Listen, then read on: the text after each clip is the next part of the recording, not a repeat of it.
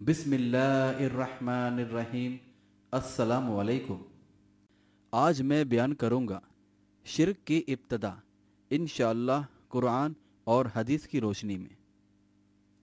شرک سب سے پہلے حضرت نوح علیہ السلام کی قوم میں شروع ہوا۔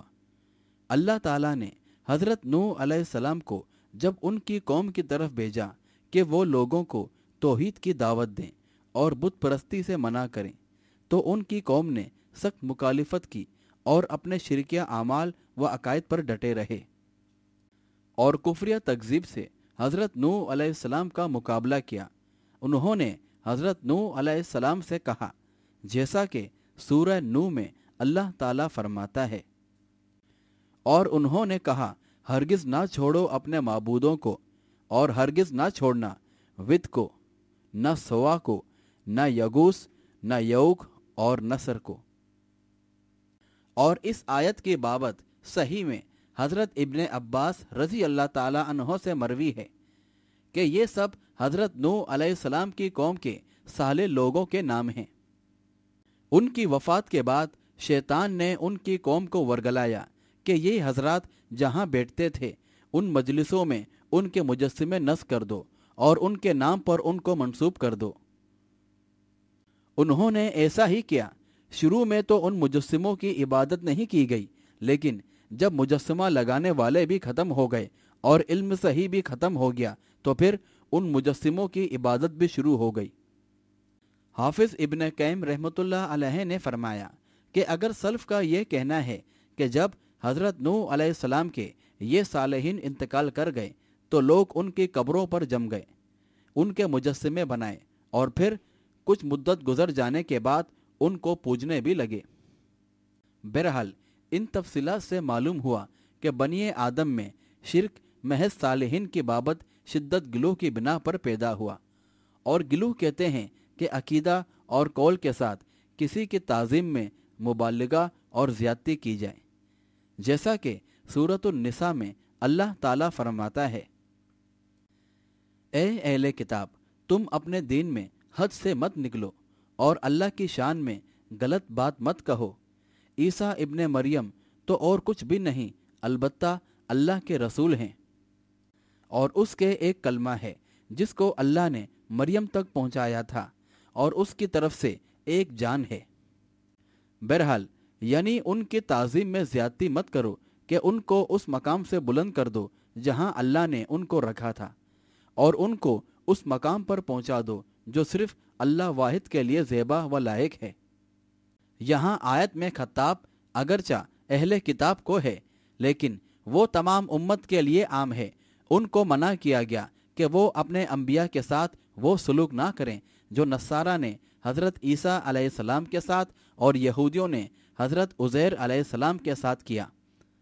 اور صحیح حدیث میں حضرت عمر بن خطاب رضی اللہ تعالی عنہ سے مروی ہے کہ رسول اللہ صلی اللہ علیہ وآلہ وسلم نے فرمایا، مجھے اس طرح آگے مت بڑھاؤ جس طرح نصارہ نے حضرت عیسیٰ کو بڑھایا۔ میں تو اللہ کا ایک بندہ ہوں، لہٰذا مجھے اللہ کا ایک بندہ اور اس کا رسول کہو۔ یعنی میری تعریف میں حد سے آگے نہ بڑھو اور نہ مجھے اس مقام سے اوپر کر دو جہاں اللہ نے مجھے بٹھایا ہے۔ جس طرح نصارہ نے عیسیٰ علیہ السلام کے بارے میں گلو کر کے ان کو الوحیت کا جزو بنا دیا، میں تو اللہ کا بندہ ہوں اور اس کا رسول ہوں، مجھے ویسا ہی کہو جیسا خود میرے رب نے کہا ہے۔ بہرحال یہ بدعتی باز نہ آئے اور رسول اللہ صلی اللہ علیہ وآلہ وسلم کے حکم کی مخالفت کی اور آپ کی منع کی ہوئی چیزوں پر عمل کیا اور اپنے رسول سے سخت تضاد کا برتاؤ کیا اور عیسائیوں کے شرک و غلو کی پوری نقل کی۔ چنانچہ اولیاء کرام کی قبروں پر مسجد اور قبے تعمیر کیے، ان میں نمازیں پڑھیں، چاہے نمازیں اللہ ہی کے لیے کیوں نہ ہو، لیکن ان نمازوں میں بھی ان قبروں میں مدفون بزرگوں کی تعظیم کا ارادہ چھپا ہوا تھا۔ انہوں نے ان قبروں کا طواف کیا اور مصائب دور کرنے اور حاجات پوری کرنے کے لیے ان سے فریاد کی، اور یہ عقیدہ رکھا کہ اولیاء کرام کے مقبروں میں نماز پڑھنی دوسری مسجدوں کے بنسبت زیادہ افضل ہے۔ بہرحال حضرت عائشہ صدیقہ رضی اللہ تعالی عنہا سے مروی ہے کہ جب رسول اللہ صلی اللہ علیہ وآلہ وسلم کے پاس ملک الموت آیا تو آپ اپنی چادر کو چہرے مبارک پر کھینچنے لگے، اور جب سانس گھٹنے لگا تو چادر ہٹائی اور اسی حالت میں ارشاد فرمایا، یہود و نصارہ پر اللہ کی لعنت ہو کہ انہوں نے اپنے انبیاء کی قبروں پر مسجدیں بنا ڈالی۔ اور صحیح بخاری و صحیح مسلم کی حدیث ہے۔ حضرت عائشہ رضی اللہ تعالی عنہا فرماتی ہیں کہ آپ صلی اللہ علیہ وآلہ وسلم یہود و نصارہ کے اس فعل سے امت کو روک رہے تھے۔ اگر یہ بات نہ ہوتی تو آپ صلی اللہ علیہ وآلہ وسلم کی قبر بھی کھلی رکھی جاتی، لیکن آپ کو اس کا خوف تھا کہ لوگ کہیں آپ کی قبر کو مسجد نہ بنا لیں۔